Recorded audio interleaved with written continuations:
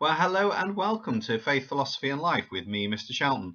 Today you can see behind me the pyramids of Egypt. Yeah, that's correct. So we are thinking today about an event in Jewish culture which had a massive impact on the Jewish people. In fact, you may have heard of it already. It is called Passover, and it is their largest celebration that they have each year, or commemoration maybe I should say, where they remember God bringing them out of Egypt. So there is a lot to pack in today. It is a huge festival. If you've ever been to Egypt, then you'll understand how impressive some of the structures are. I've never been fortunate enough to be there, but I'm told it is beautiful, and I would love to see the pyramids someday. Now, so without any further ado, grab a pen and a bit of paper, and while you're doing that, here is our cheesy intro music.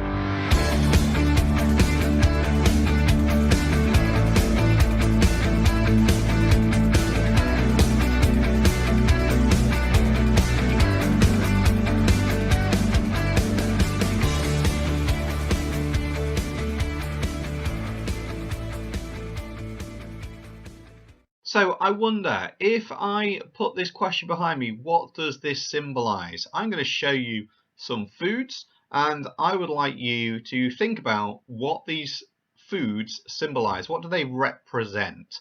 So here is image number one. There are 5 of these. What does that food symbolize? Just look at that chocolatey goodness. Yep, that does symbolize birthdays. Okay, as a birthday cake, when you see that, it represents somebody getting a little bit older. Okay, maybe that's the birthday cake I need to request for next year. I wonder then, apologies to the vegetarians and vegans among us, but I wonder when you look at this, what that might symbolize to you. What might that food remind you of?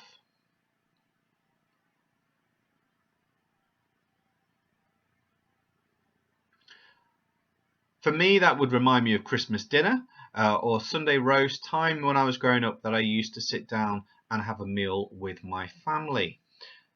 Here's our next one. I wonder what you think that represents.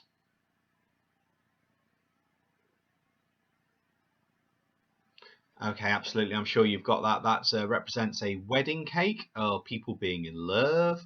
Don't know why I said it like that. Let's have a look at this one. A little bit harder, this one. You either know this one or don't know it. What do you think this represents?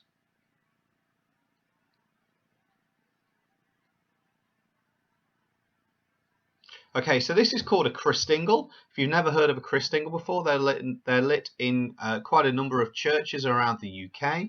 Have a quick Google of what a Christingle is, and every part of this represents something different. So the candle represents Jesus being the light of the world. The orange represents the world. You've got the sweets representing the goodness of the fruits of creation.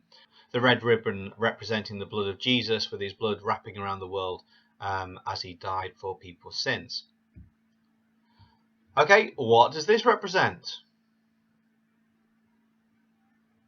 Okay, slightly easy that one because it has the word Easter written on it. However, a lot of the Easter eggs you may have seen in the shops this year never actually included the word Easter on it. They just called festival eggs, which slightly concerns me.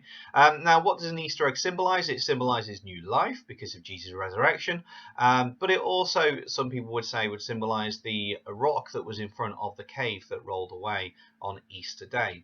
Obviously, all of those are Christian beliefs, but I think they're all important images because today we're going to be thinking about food, and we're going to be thinking about how food can carry symbolism. So with that pen and paper that you have just gone to grab, our title today is the Seder meal, or the Seder meal, and our learning objective is to explore how the Seder meal reflects belief about the Jewish Passover. So get that title down, the Seder meal, and our objective there for your information is to explore how the Seder meal reflects Jewish belief about the Jewish Passover.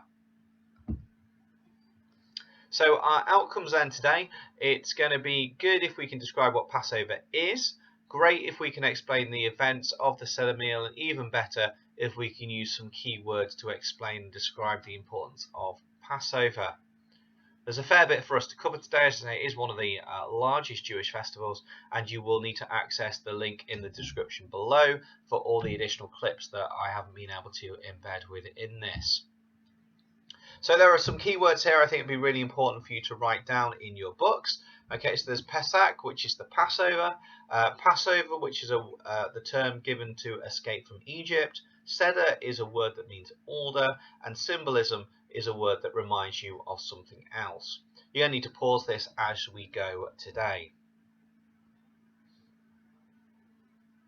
Okay, so the first thing then that we're going to do is I'd like to remind you of the story of the first Passover. To do that, I've got a clip which you'll need to access using the description below. The web address for it is http://tiny.cc/fpl for faith, philosophy, and life -Moses, all lowercase. Now, if you type that in, that will take you straight to a file on my Google Drive where you'll be able to watch a clip from the Prince of Egypt, which unfortunately I've not been able to embed, but there are some additional information in that clip as well. So have a look at that now, and then that will take you through the story of the first Passover. Okay, great, and welcome back. So what we've got behind me is some images that I found this year. It's been very interesting because Passover happens every year around about Easter time in the Christian calendar, because it was, after all, Jesus died on what was the day after Passover originally. So that's why Easter moves each year, because it stays in line with the Jewish festival of Passover. Now, Passover is a huge family time in Judaism, as we'll go on to see. And one of the issues that Jews have had this year as Christians with Easter is that they've not been able to meet together to do some of the rituals and some of the practices and the celebrations they would normally. So there was a huge thing about doing Passover using Zoom or Teams, which was better. Age-old discussion, I know. And then how do you involve children that would normally be involved in the Passover as well? So it may be worth having a look at chabad.org, chabad.org. Really helpful ideas there and how the Passover was celebrated this year with the COVID-19 crisis. However, we're going to look at how Passover would normally be celebrated rather than the unique way that it was celebrated this year. To do that then, there is a couple of clips that I'm going to ask you to look at. One is, you can see the link here. If you just Google on YouTube, BBC Religion Passover, or I've made a link there for you, http://tiny.cc/fpl/Passover. That will take you straight there to the YouTube page as well. And what I would like you to do is to watch that, then come back to me, make a few notes as you need to as well. And this is about how Jews celebrate Passover today. Great. Okay, hope you found that clip and it was useful for you. I do particularly like that. I think there's a lot of information that's useful in there. I do have one more clip to show you now. Now, this is a much older clip, so the quality I know isn't that brilliant for it. But again, it does cover some more elements of how Jews celebrate Passover. So if you'd just like to watch this for a moment. So this, Well, it's a fresh Pesach. It's nice to see everybody, especially the young people. Passover is a very important Jewish holiday. The service is called the Seder, and it celebrates the freedom of the Jews from slavery in Egypt over 3,000 years ago.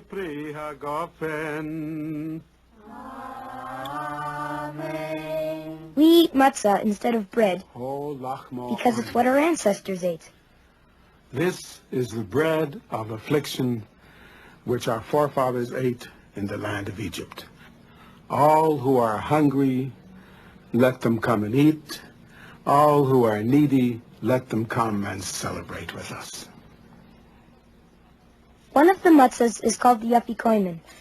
My cousin Rachel told me that it's Jewish tradition for the children to find it and sell it back to whoever is leading the Seder after dinner, because he can't end the Seder without it, and it gives us something to keep us interested.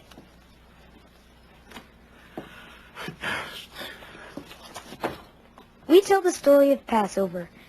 I'm supposed to ask why this night is different than all other nights and ask the 4 questions. Why do we eat matzah? Why do we use bitter herbs? Why do we dip the herbs in salt water? Why do we recline at the table? Ma nishtana halayla hazeh mikol halayla layla. I blew it. I felt bad that I didn't study enough. I don't think my parents were very proud of me, but they weren't mad either. And Uncle Max, he was nice and helped me. A little practice, David, and you'll be perfect. When we finally got to eat dinner, I kept thinking about the story we tell. It answers the 4 questions. It's a great story that is over 3,000 years old. It's from Exodus in the Bible, and it tells about how the Jewish people escaped from slavery in Egypt, about the 10 plagues and the parting of the Red Sea. Everyone takes part in reading.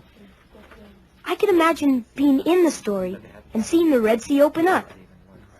But the best part was when I took the afikomen.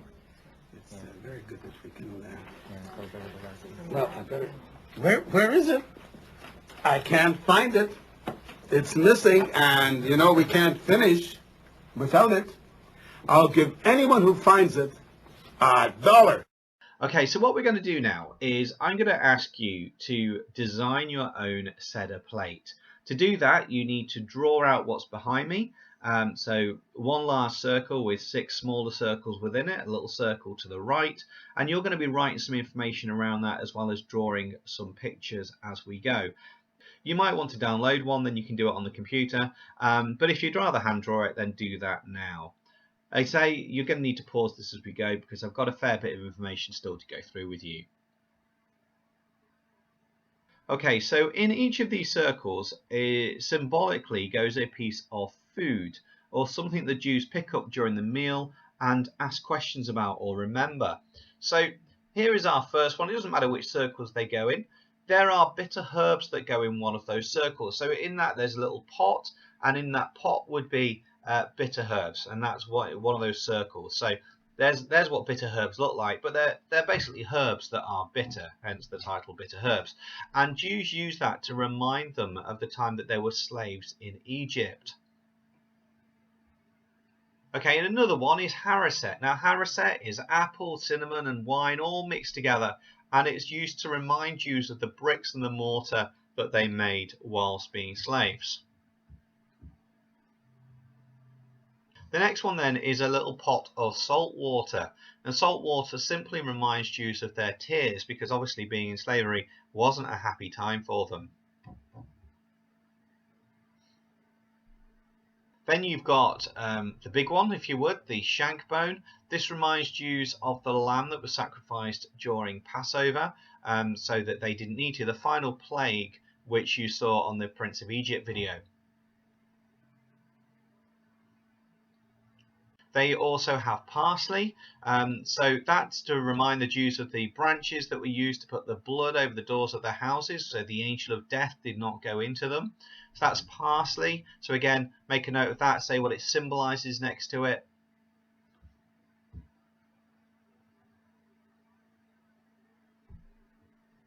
Then you've got the roasted egg. Now I find this one personally the most ironic, and if you do have an understanding of how this actually works, please let me know. The roasted egg, it symbolises new life once the Jews had escaped from Egypt. I get that, so make a little note, roasted egg, and say what it symbolises next to it as you've done with all the others. But what I don't get is that if you roast an egg, clearly it can't have new life within it because it's been roasted. But that's just me, and I personally don't get that. But that is what the final thing is on the middle of the Seder plate. It's the roasted egg, and that's what it symbolises.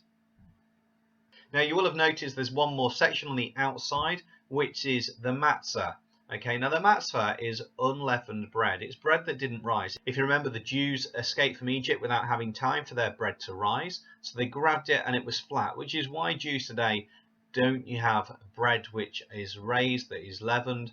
So it's unleavened bread with no yeast in because it hasn't risen. And that's what goes on the side circle that you've done that's just outside the plate. Okay, so hopefully you've got an image now that looks something like that. You have hopefully also written around the side of it what each thing represents. So you've got the shank bone, you've got the radish, you've got the haricot, the bitter herbs, the vegetable and the egg, and then the matzah would go on the outside of that. So behind me now are some sentences which I'd like you to write in your book and just complete them. So the Seder meal is a meal which ... and it reminds Jews of the festival of ...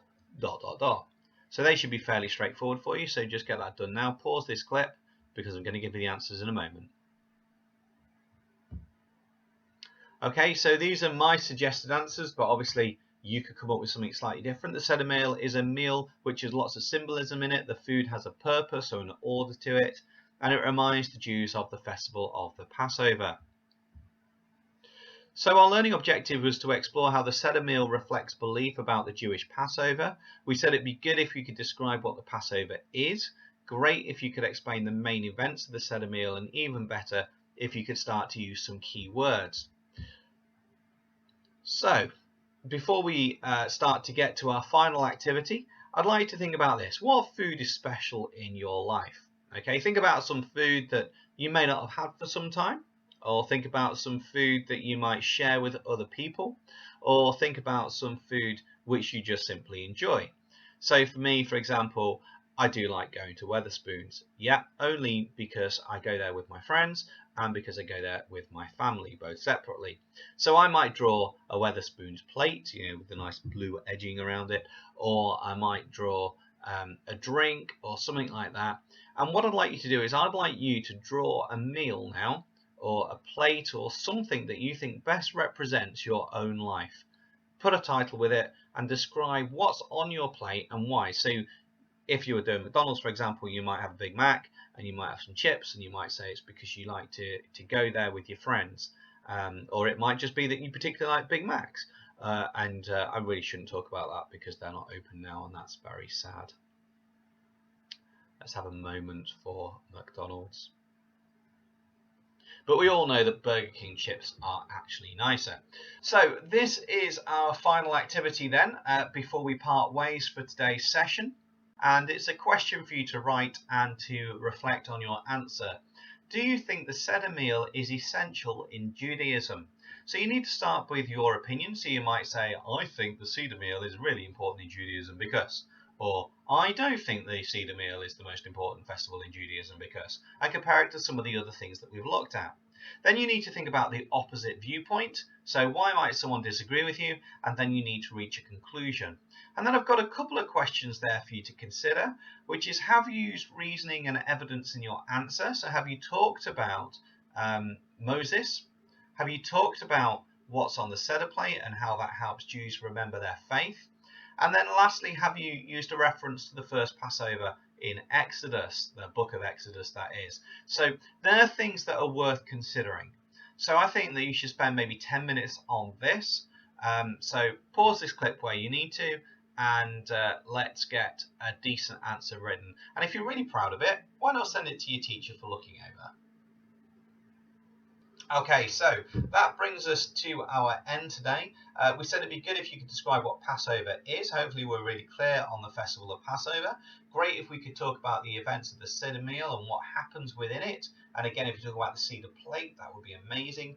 And even better if you use some keywords as well. So if you're really familiar with that, then we have done that incredibly well. So I'm going to leave it there for today. Thank you very much for your time. God bless you. Stay safe, wash hands, and I'll see you in a few days.